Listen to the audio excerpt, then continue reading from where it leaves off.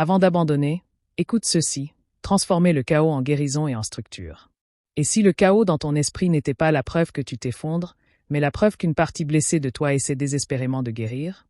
Et si ton épuisement n'était pas une faiblesse? Et si ta confusion n'était pas un échec? Et si le désordre contre lequel tu te bats était en réalité un appel à la sécurité, au repos et à la restauration? Reste avec moi quelques instants, car ce que tu vas entendre pourrait être exactement ce dont ton cœur fatigué a besoin aujourd'hui. Il y a des saisons dans la vie où tout semble être de trop. Pas simplement difficile. Pas simplement stressant. Mais accablant, douloureux et émotionnellement épuisant. Le genre de période où tu te réveilles déjà fatigué. Une fatigue que le sommeil ne peut pas réparer. Une fatigue qui s'installe profondément dans tes os, derrière tes yeux, au fond de ta poitrine. Tu te couches épuisé et tu te réveilles épuisé.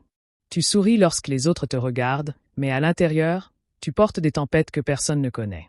Tu réponds aux messages. Tu vas au travail. Tu es présent pour ta famille. Tu fais ce qui doit être fait. Mais intérieurement, tu as l'impression de tomber lentement en morceaux. Peut-être que tes pensées ne cessent jamais de courir. Peut-être que tu t'inquiètes constamment pour l'avenir. Peut-être que tu portes un deuil dont tu ne t'es jamais complètement remis. Peut-être que tu transportes des déceptions que personne ne soupçonne. Ou peut-être as-tu simplement été fort pendant trop longtemps. Fort pour tout le monde. Fort à travers chaque crise. Fort à travers chaque chagrin.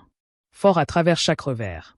Et maintenant, ton âme te murmure quelque chose que tu essayais de ne pas entendre. Je ne peux plus porter tout cela tout seul. Si c'est là où tu te trouves aujourd'hui, j'ai besoin que tu entendes ceci de tout ton être. Tu n'es pas en train d'échouer. Tu n'es pas faible. Tu n'es pas irrémédiablement brisé. Et tu n'es certainement pas en train de perdre la raison. Ce que tu traverses est peut-être simplement le résultat d'avoir porté plus de poids émotionnel que ton cœur n'a jamais été conçu pour porter seul. Le problème, c'est que beaucoup de gens comprennent mal le chaos.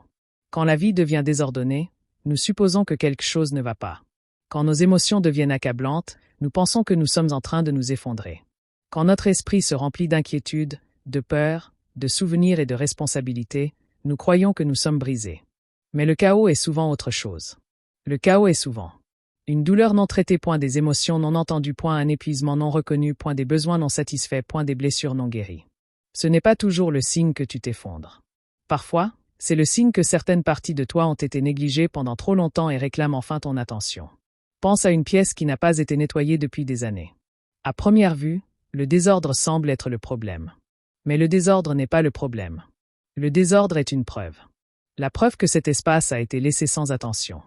La preuve que les soins ont été remis à plus tard. La preuve qu'une restauration est nécessaire. Ta vie émotionnelle fonctionne de la même manière. L'anxiété, la confusion, l'accablement, la tristesse, l'épuisement émotionnel. Tout cela n'est peut-être pas un signe d'échec. Ce sont peut-être des signaux. Des signaux de ton esprit et de ton cœur qui te disent « S'il te plaît, ralentis assez longtemps pour me remarquer ». Malheureusement, beaucoup de personnes répondent au chaos émotionnel en devenant plus dures envers elles-mêmes. Elles travaillent plus. Elles poussent plus fort. Elles prétendent davantage. Elles performent davantage. Elles croient que si elles deviennent plus fortes, plus rapides, plus productives, plus disciplinées, tout finira par s'arranger. Mais la pression guérit rarement la douleur. La pression pousse souvent la douleur à se cacher. Et la douleur cachée finit toujours par créer davantage de chaos. C'est pourquoi tant de personnes se sentent piégées. Elles essaient de résoudre leur épuisement émotionnel par l'effort. Pourtant, l'effort seul ne peut pas guérir un cœur blessé. Ce dont un cœur blessé a souvent besoin en premier n'est pas davantage de pression. Il a besoin de sécurité. D'une véritable sécurité. D'une sécurité émotionnelle. D'une sécurité psychologique. Une sécurité qui te permet d'arrêter de faire semblant pendant un instant. Une sécurité qui te permet de dire la vérité sur tout ce que tu portes. Parce que la guérison ne commence jamais par le mensonge. La guérison commence par l'honnêteté. Et peut-être que la chose la plus honnête que tu puisses dire aujourd'hui est simplement « Je suis fatigué ». Pas paresseux. Pas faible. Pas incapable. Simplement fatigué. Fatigué de survivre. Fatigué de t'inquiéter. Fatigué de porter des fardeaux devenus plus lourds que quiconque ne l'imagine. Et si telle est ta réalité aujourd'hui, il y a quelque chose d'important que tu dois comprendre. Tu n'as pas besoin de tout réparer aujourd'hui. Tu n'as pas besoin de résoudre toute ta vie cette semaine. Tu n'as pas besoin d'avoir toutes les réponses pour commencer à guérir. Tu as besoin de quelque chose de beaucoup plus doux. De beaucoup plus bienveillant. Tu as besoin de structure. Mais pas du genre de structure dont les gens parlent habituellement. Pas de routine sévère. Pas d'attentes impossibles. Pas d'une nouvelle liste de choses que tu devrais faire. Tu as besoin d'une structure de guérison. Une structure qui te soutient lorsque tu n'as plus la force de te soutenir toi-même. Parce qu'à son meilleur, la structure n'est pas une question de contrôle. C'est une question de soin. Pense à un plâtre autour d'un os cassé. Le plâtre ne guérit pas l'os. Le corps s'en charge. Le plâtre crée simplement un environnement où la guérison devient possible. Une structure saine fait la même chose pour ta vie émotionnelle. Elle crée un espace où ton esprit, ton cœur et ton âme peuvent commencer à se rétablir. C'est pourquoi les petits gestes comptent plus que tu ne le crois.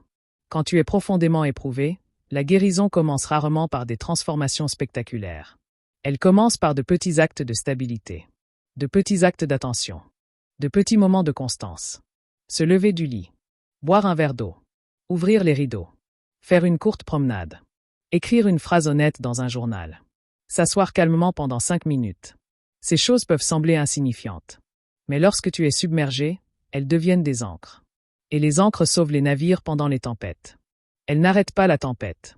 Elles empêchent simplement le navire de dériver. La guérison émotionnelle est souvent discrète. Elle arrive souvent déguisée en constance ordinaire. Un petit geste aujourd'hui. Puis demain. Puis le lendemain. Jusqu'à ce que ton système nerveux commence à reconnaître quelque chose qu'il n'a pas ressenti depuis longtemps. La sécurité. Et lorsque la sécurité revient, quelque chose de remarquable commence à se produire. L'esprit devient progressivement moins chaotique. Le corps devient progressivement moins tendu. Le cœur devient progressivement moins effrayé. Non pas parce que la vie devient soudain parfaite, mais parce que ton monde intérieur a enfin trouvé un endroit sûr où se reposer. Une autre vérité importante. Tes émotions ne sont pas tes ennemis. Nous avons souvent appris à craindre nos émotions, à réprimer la tristesse, à cacher la peur, à ignorer le deuil, à minimiser la solitude, à faire taire la vulnérabilité. Nous sommes devenus des experts du fonctionnement malgré la souffrance, des experts du sourire malgré les blessures. Mais les émotions ne disparaissent pas parce qu'on les ignore. Les émotions ignorées deviennent du chaos intérieur. Le deuil inexprimé devient un poids. La peur non dite devient de l'anxiété. La douleur non reconnue devient de l'épuisement émotionnel. Les émotions que tu essaies de fuir sont peut-être précisément celles qui demandent ton attention. Non pour te punir, non pour te détruire, mais simplement pour être entendu. La guérison commence lorsque tu cesses de traiter tes émotions comme des intrus et que tu commences à les considérer comme des messagers. Certaines émotions n'ont pas besoin d'être réparées. Elles ont simplement besoin d'être ressenties. Certaines blessures ont simplement besoin d'être reconnues. Certaines larmes ont simplement besoin de la permission de couler. Peut-être que ton chemin vers la guérison commence au moment où tu arrêtes de fuir. Au moment où tu t'assieds en silence et où tu dis « Je te vois. Je t'entends. Tu n'as plus besoin de crier pour attirer mon attention. » Cet acte simple est puissant, parce qu'il transforme le chaos en connexion. Et la connexion crée la guérison. Si tu es profondément éprouvé aujourd'hui, souviens-toi de ceci. Tu n'as pas besoin de devenir une autre personne pour guérir. Tu n'as pas besoin de mériter le repos. Tu n'as pas besoin de mériter la compassion. Tu n'as pas besoin de permission pour prendre soin de toi. Ta guérison commence au moment où tu décides que ta douleur compte, que ton cœur compte, que ton bien-être émotionnel compte. Et peut-être qu'aujourd'hui, au lieu de demander « Comment puis-je réparer toute ma vie ?», pose-toi une question plus douce, plus bienveillante, plus guérissante. Quelle est la petite chose que je peux faire aujourd'hui pour que mon cœur se sente en sécurité? Peut-être marcher, peut-être se reposer, peut-être plairer, peut-être prier, peut-être demander de l'aide, peut-être simplement respirer profondément et te rappeler que tu es encore là. Parce que malgré tout ce que tu as traversé, tu es encore là. Tu respires encore. Tu espères encore. Tu cherches encore. Tu mènes encore des combats que personne ne voit. Et cela seul est la preuve d'une force bien plus grande que tu ne l'imagines. Le chaos que tu vis aujourd'hui n'a pas le dernier mot. Ton épuisement n'a pas le dernier mot. Ta douleur n'a pas le dernier mot. Petit à petit, instant après instant, souffle après souffle, tu peux construire une vie qui paraît à nouveau sûre. Une vie qui te soutient au lieu de t'écraser. Une vie où la guérison a la place de grandir. Une vie où le chaos laisse progressivement place à la paix. Et tout commence par cette vérité. Tu n'as plus à tout porter seul.